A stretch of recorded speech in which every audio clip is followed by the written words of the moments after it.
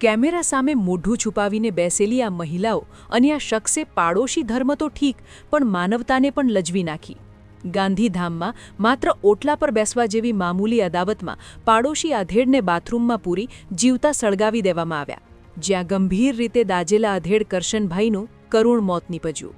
આ અંગે નોંધાયેલી ફરિયાદ મુજબ કરશનભાઈ મહેશ્વરીનો 2 દિવસ અગાઉ પાડોશમાં રહેતા પરિવાર સાથે ઓટલા પર બેસવા બાબતે વિવાદ થયો હતો.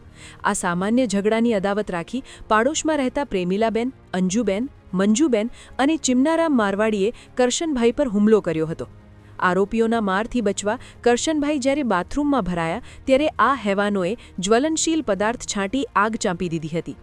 પોલીસે આ હત્યાના ગુનામાં પ્રેમીલાબેન, અંજુબેન અને ચિમનારામ નામના 3 આરોપીઓને દબોચી લીધા છે, તો ચોથી આરોપી મંજુબેન હજુ પણ ફરાર છે, જેને પકડવા પોલીસે ચક્રો ગતિમાન કર્યા છે.